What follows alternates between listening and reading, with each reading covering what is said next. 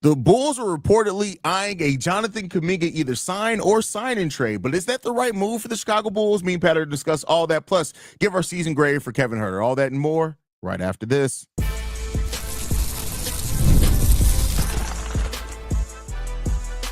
You are Locked On Bulls, your daily Chicago Bulls podcast. Part of the Locked On Podcast Network, your team every day.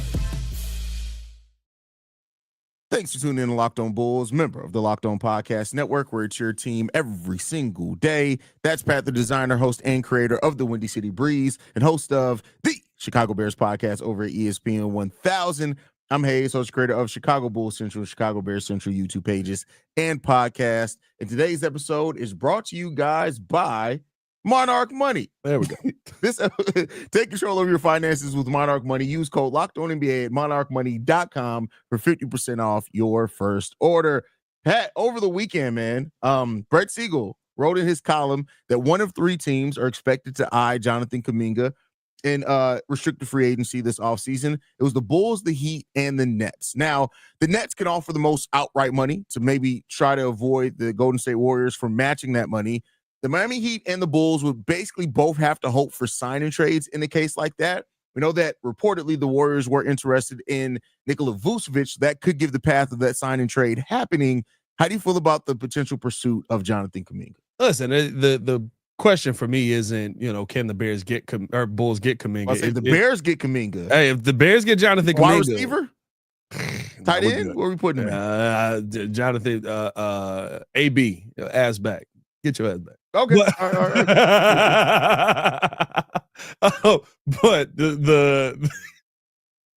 the question for me isn't can the Bulls get Jonathan Kuminga, because I do think that there is a relationship there between the Bulls and Golden State to get a sign and trade done. Clearly, Golden State hates this dude. In important games, Jonathan Kuminga is getting 0 minutes.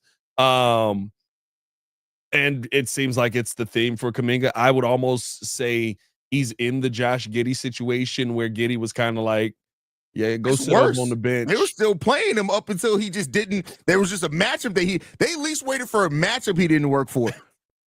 Jimmy Butler was dead, and they were like, Kuminga, we got nothing for you. Hey, bro, I feel like the Warriors are still dipping their toe into Jonathan Kuminga with that, bro. Like, it's like every 8 days, they like, all right, put him out there, see what he got. And he plays like 29 minutes. Yeah. And then they're like, nah, we still hate him. Send him back on the bench. No, that's still exactly who we thought he was. Never mind. The one thing that I do wonder would be, what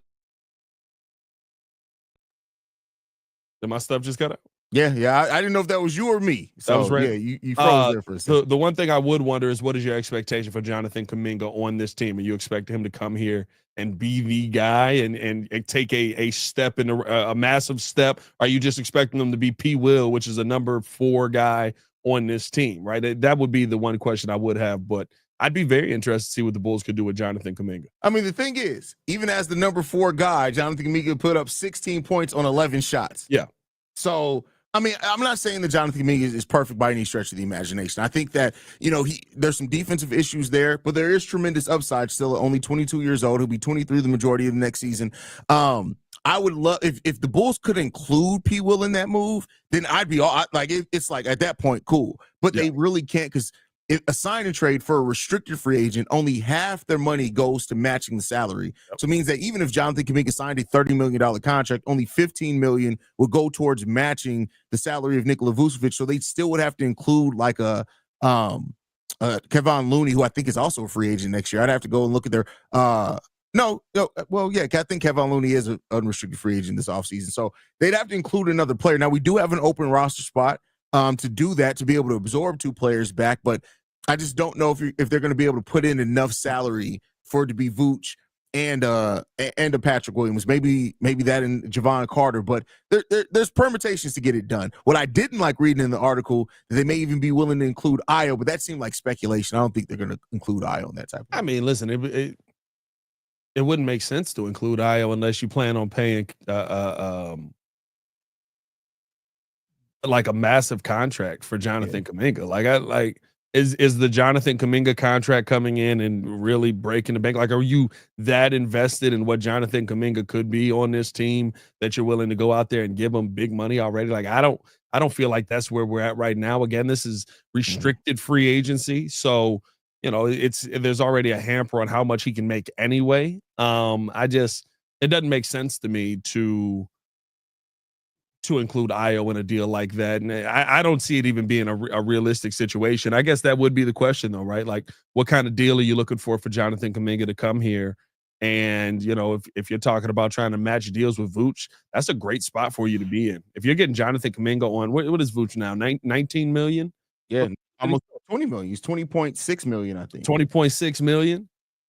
And you're getting Jonathan Kuminga in here on a $20 million deal, and maybe the Warriors include somebody else and second round draft capital to make the money work, right? That's also at the end of their bench. Like, you're in a great position in that spot if you're the Chicago Bulls, because again, with the new percentage based contracts, 20 million is nothing, especially for the production that you're getting from Jonathan Kuminga. Me and you were the two people that were like, P. Will's contract literally is nothing. The problem is P. Will literally gave you nothing on that contract.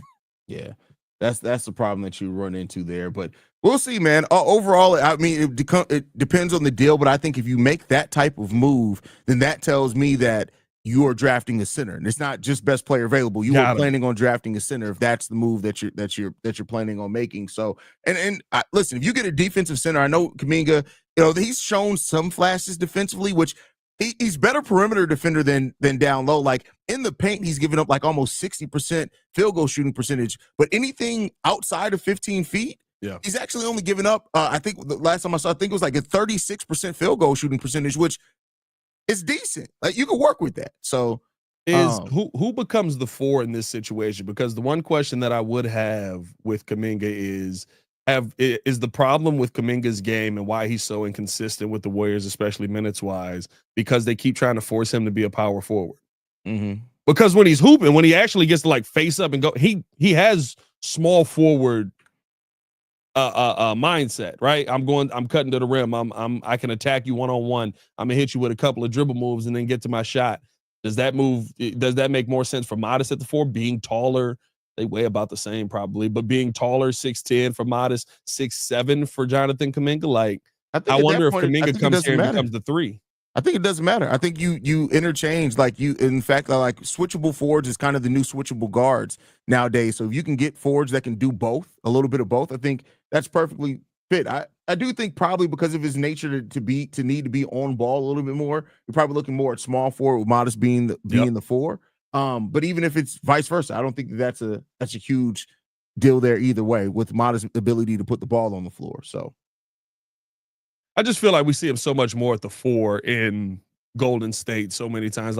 And Golden State it's so weird up there. Like, it don't even look like they don't know how to use them. Positions are relative in Golden State, my boy. Honestly, like, positions are, I get what you're saying, but they just throw people out there sometimes, my boy. Like, literally, Moses Moody was lined up as the 4 sometimes in the series against the Rockets. Yeah, I get that like they play a ton of positionless basketball, and I do think that makes more sense for what Golden State does. Yeah. I don't think it makes sense for Jonathan Kuminga.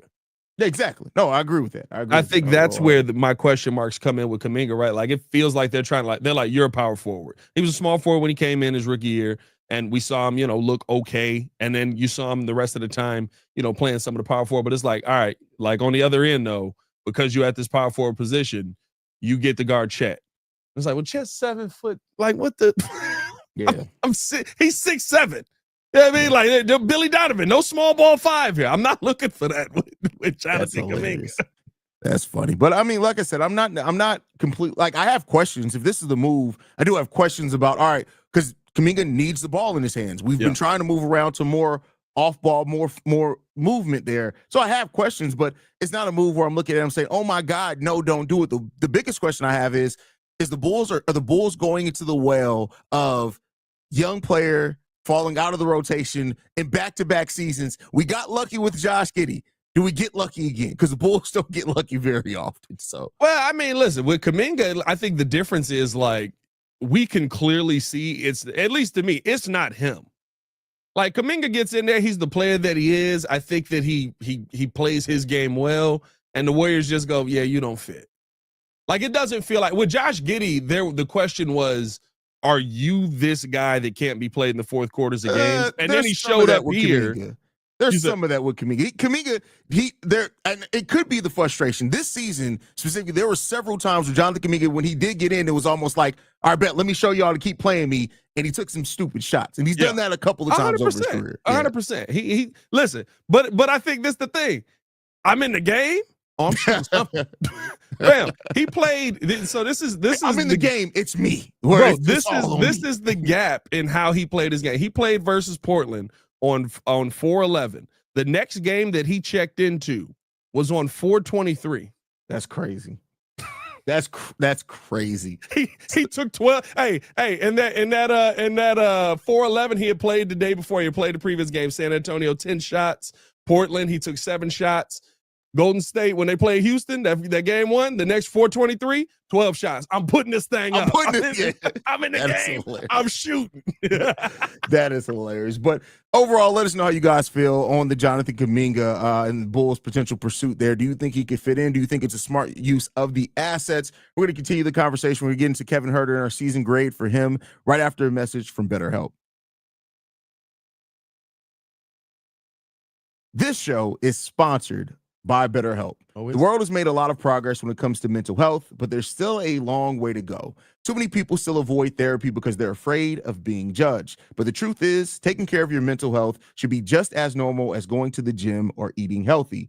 This mental health awareness month. Let's normalize getting help and encouraging everyone to prioritize their well-being, because when people feel supported, families, workplaces, and entire communities are better for it. You guys know me and Pat are big proponents of therapy here, so we encourage you guys. There's nothing wrong with going out and getting therapy. It actually is a sign of something being right, in our opinion. So make sure you guys go out. We're all better with BetterHelp. Visit BetterHelp.com/LockedOnNBA to get 10% off your first month. That's BetterHelp, HELP.com/LockedOnNBA. Or Locked On Bulls coming up next. All right, Pat. Matt Peck gonna need better help if the Bulls go get Kuminga. Oh, bro, if the Bulls tank, he's that is hilarious, bro. That's what it became by the end of the year.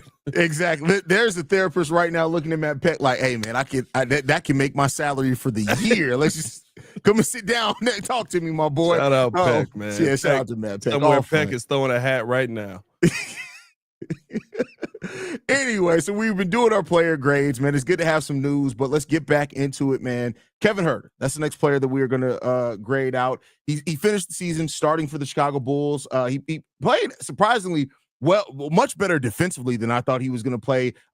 Being a part of that team defense. As a starter last year, he averaged 13 points on 47% shooting, 36% shooting from 3-point range, 1.5 steals per game, 3 assists, 4 rebounds almost per game. How do you grade Kevin Huerter's season?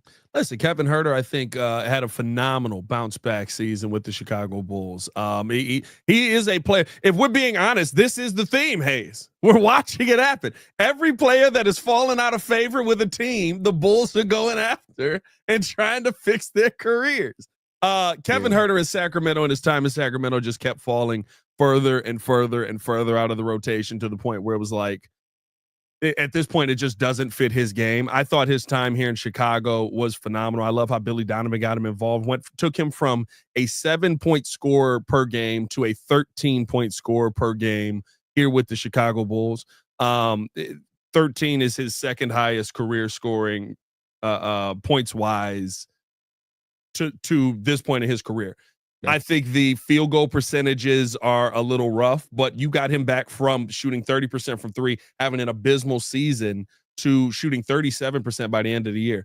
That's what he's going to be. I think that's why he's going to be more of a solid piece for the Bulls moving forward. Now, again, with Kevin Huerter, I do wonder if you kind of have to look at him as a expendable piece because of just the skill set of just the 3-point shooting. And we'll talk about that coming up, but just his time with the Bulls, dog, like, and that's all I'm really grading him on is what he did with the Bulls. Yeah. I got to give him an A, bro. Like, he balled out this season with the Bulls. And I think when you mentioned what you talked about on the defensive side of things as well, how he fit in and was willing to commit to it, how can you give him anything else? Yeah, I mean, yeah, A's are hard to get for me. Like, for me, A's that I give when you kind of exceed my expectations a lot, like, that's just my personal thing. I'm not saying anything's wrong with you giving him an A, because I do think that that's a fair grade. But Kevin Huerter, like, he came in here and he got back to that player that people thought he was going to be. Like, even when originally Atlanta, had him and things like that, then, the trades and stuff like that. So Kevin Huerter, and he was important. Like, he provided that space. And when you have two guards out there in Josh Giddey and Kobe White, who both thrive off being able to drive to the basket and creating off that, right? Like, we know Kobe can shoot the three as well, but he gets in rhythm by driving to the basket. Kevin Huerter was so important for that. And there were times where if either Giddey or Kobe wasn't going or wasn't out there on the court, Kevin Huerter was almost the secondary scorer at that point in time. So, I love the way that he came in here and played. I didn't have high expectations for us bringing him in. So, yeah, I mean, solid B+ for me. But like I said, he's more than deserving of an A. It's just I reserve A's for kind of utmost, right? But I'm excited to have Kevin Huerter here. Now, we'll talk about if he's going to stay here, and depending on that here in the next segment up.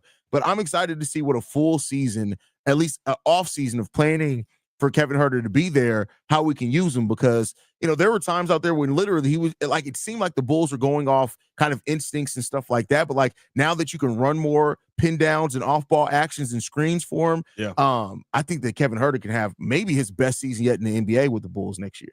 Well, no, that's my thing. That's why I give him the A when I look at his game, is because I think you hit the nail on the head, doing something that you didn't expect. I expected him to come here and become, solid, 35% 3-point shooter, not really be much of a factor in anything else. He's a spot up shooter at this point in his career, right? Because that was the role that they gave him in Sacramento. And all of a sudden, we were talking about Kevin Huerter at times being a lead guy on this team offensively, at times getting key steals on this team to turn defense into offense and get down the other side of the court. Kevin Huerter was blocking shots. I was like, I don't think I saw that in Atlanta. You know what I mean? Like, there were things from Kevin Huerter that were just so unexpected. And it was like he was reinvigorated, not just it's almost like Sacramento didn't happen with what we saw in the second half of the season, right? It's like that last season in Atlanta happened where he kind of was, struggling a little bit, but still was engaged. And he snapped back into form, into that guy that everybody expected him to be when Atlanta was a ECF team that was trying to get to the NBA Finals, right? And he was a part of that team. Like, everybody was looking at him, was like, oh, he's the new Kyle Korver. It feels like Sacramento kind of killed that momentum for a little while, and now getting him back just in a half a season. Hopefully, we'll see what the second half of the season brings. There were a lot of unexpecteds from Kevin Huerter for me. I didn't expect him to be this guy. No, that's fair. That's fair. Like, like you said, the defensive aspect, like in the concept of team defense, did he shut anybody down on ball? No. But like, I think when you talk about him playing the passing lanes like you do, when you talk about him getting out to close out on 3-point shooters, like to just alter those shots, he did that pretty consistently after becoming a member of the Chicago Bulls. So, it's funny enough, like, as much as we talk about defense, we've had a lot of players over the years that come here and they give more than what you expect defensively, and you need players to step up like that. So, I do think if we do like the Jonathan Kuminga trade, I doubt Kevin Huerter is going to still be a starter if that happens, because you're going to balance that between Kuminga and Miles Buzelis potentially. But I don't see any reason why Huerter still can't have a very big season here for the Bulls. Yeah, and even listen, like, he started 16 games for the Bulls this season. By the end of the season, you're right, we were starting him because of some of the guys that were missing. I would assume not in the lineup. Probably would have gotten some of those starter roles if he wasn't hurt. I still think Kevin Huerter fits perfectly for this team coming off of the bench. I mean, he's essentially 11 shots per game. You can find 11 shots for Kevin Huerter in a bench role. And at times, I think it's something that definitely the Bulls could utilize and may need heavily going into next season, because as we saw down the stretch, right, it got to points where there were games where the bench was absolutely on point and was cooking. And there were other games where you had to rely on Dalen Terry to be a lead scorer off of the bench. That's not a great place to be. Yeah. That's for sure. I mean, a bench unit with Ayo Dosunmu, Kevin Huerter, right? You have that. Still Zach Collins as of right now. Like, I'm not mad at that bench unit. And we still got We don't know what's going to happen with Trey Jones, especially if we do make a trade where we're sending out multiple players. Like, the Bulls can have a pretty decent bench and a nice balance on that bench of offensive defense too. Will there be a bad hairline on that bench? Yeah, absolutely. Oh, THT going nowhere. Okay. No. I was talking about Javon Carter. Oh, dang it. There's so many bad hairlines. THT better not be back in the Chicago Bulls uniform. Matter of fact, if THT is back in the Chicago Bulls uniform, the crash that I'm going to have at the opening of training day, it's just going to be like our training camp. They're going to be like, Haize, why are you flipping out at training camp? Because THT is still on the roster. No, it's going to be training day. That's what that's what it's going to be. You're going to be playing basketball at the bottom of Pelican Bay. Shoe program. 23-hour lockdown. Michael Jordan ain't got on me.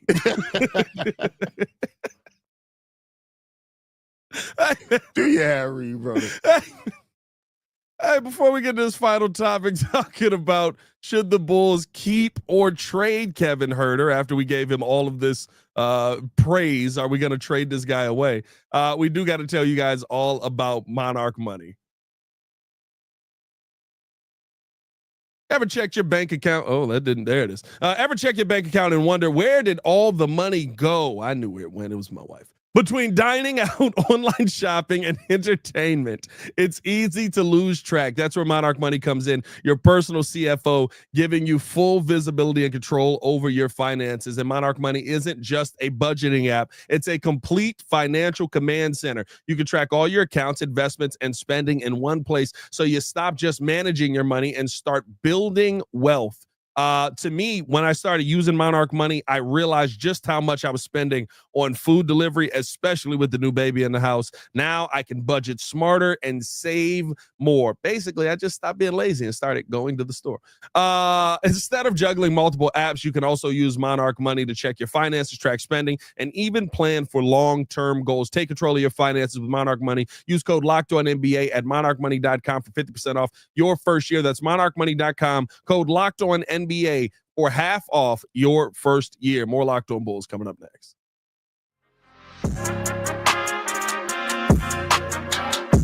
Yeah, stop double clicking there, bro. You fat finger in the Hey, mouse man, there. I'm trying to help out, switch it in and all that. You know, you clicking on buttons. It's a lot going on right now. I saw you in the background die laughing when I said it was the wife too. Because that was unexpected. Mine didn't deserve that. Hey, bro. man, every now and then you just wake up and just be like, where did $600 go? Like, oh, bills. Oh, okay. All right. Nonetheless, last topic before we get up out of here, Pat. Keep or trade Kevin Huerter? Do you think Kevin Huerter actually, I know we just got talking glowingly about him, but is he actually on the Bulls roster at opening day next year? I think those are two things, right? We got to have these conversations in two different frames of view. Will he be on the Bulls? 100%. I mean, listen, AK is not getting rid of anybody. If that guy's got a contract and it says he signed to the Bulls, he will play for the Chicago Bulls. He's got one more year, going to be making $17 million next season at 27 years old. He's going to be a Chicago Bull, and then we'll see on the season past that. Now, should they, I think is an interesting question. Should he be a part of a trade that the Bulls could make? And for me, I guess, it comes down to for who. I do think that what Kevin Huerter does is replaceable. Sure. Right? Like as good as he played, as much as we can praise him, right? He did a good job last season. It's replaceable. We live in an NBA where everybody is shooting the basketball. Right? I can go out and except sit there. I can go, except he will. I can go out and find somebody who can put up threes and knock down the three ball in the modern NBA. I think the size advantage is helpful with Kevin Huerter. I think having the veteran experience with Huerter also plays into it. And he's somebody who you would want on your team, but I'm not going to sit here and act like I can never find Kevin Huerter again. Yeah. So should you trade him, knowing that you can find him again, probably also in the draft if you wanted to? I would probably say the logical thing would be to move on from him and try and get some draft capital back. But again, what capital are you getting? Who are you moving on for? You know what I mean? Like it all depends on the deal that's out there for you.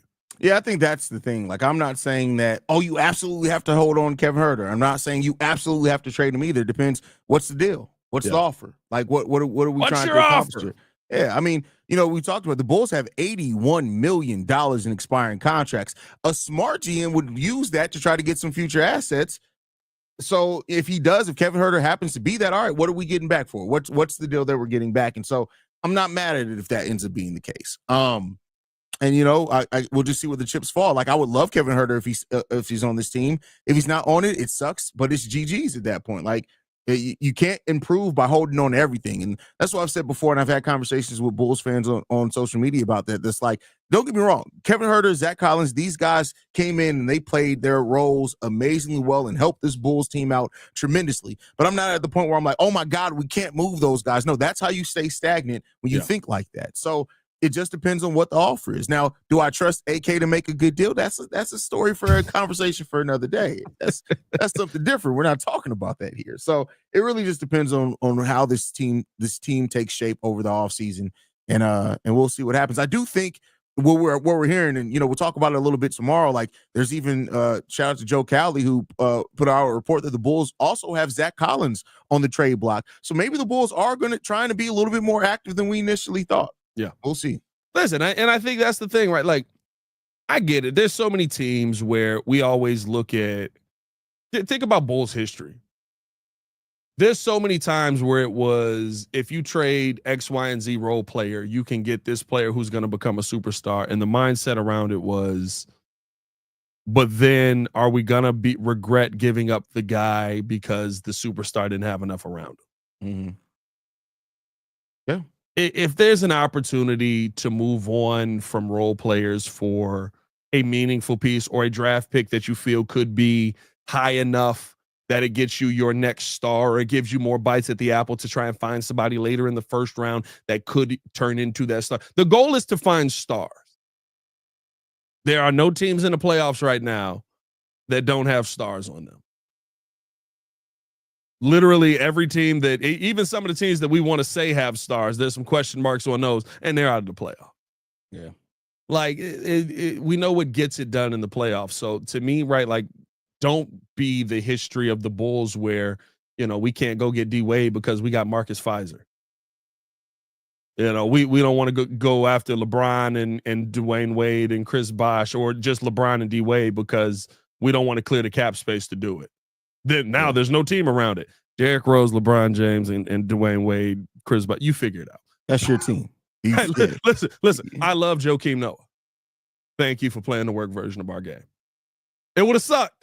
It would have sucked. See, you just saying that, bro, just hurt my heart thinking about it, bro. No, it would have sucked. It would have been absolutely dang. We got rid of Kurt Heinrich and and Joakim Noah in the same offseason at my age at that time period would have sent me through a spiral for about 24 hours. Got you and out I would have been spiral? like, wait a second, we got Chris Bosh and Dwayne Wade. Exactly. Okay, let me shut up. That's what. But for that 24 hours, I would have been like, dang. Hey, exactly. You know who would have got you out of that spiral? Watching Derrick Rose, LeBron James, Dwayne Wade, and Chris Bosh. We would. Whoa, bro! It's so funny because like when we traded Kirk that offseason, I was like, not Kirk. But then when the season started, I was like, hey, Kirk, who? But I was glad when he came back a season later. Yeah. John said Noah was recruiting him. I thought he was recruiting him. And thank you for recruiting him. He couldn't be on the team and Bosh come in. But I think we would have been able to keep Noah. We wouldn't have had to cut because he was still on a rookie scale deal, but he wouldn't have got a second. There's no way we would have cut because that was before. I thought we had cleared enough to get we had cleared enough to get Bron and Wade. Yeah, they would have had to send out bring Luau. in Chris Bosh, which was the linchpin in getting the deal done. Yeah. We would have had to move on from either Luau or Joe.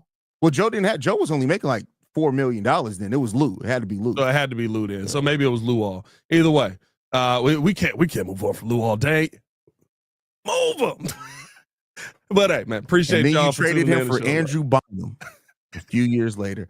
And they cut Andrew Bynum. Immediately we're like, we're good. We're good. Thank you. What a right call, though. I'm not gonna lie. I just remember Bynum after that, going to Philly and just being dead. Just being like, what happened to dude? That was crazy, bro. Your whole skill set was Kobe? No, it was that knee. Remember, he had that microfracture surgery. He just never recovered from it. Oh, that's true. That's true. Yeah, it was a wild time in surgery, too. Hey man, appreciate y'all for tuning in and showing love. Hit that like button, subscribe to the page, leave a 5-star review. Y'all know what to do. Follow us on everything at Locked On Bulls. You can follow me on everything at Pat the Designer. Absolutely. You guys can follow me at CEO Haize. Thank you guys for tuning in to Locked On Bulls every single day.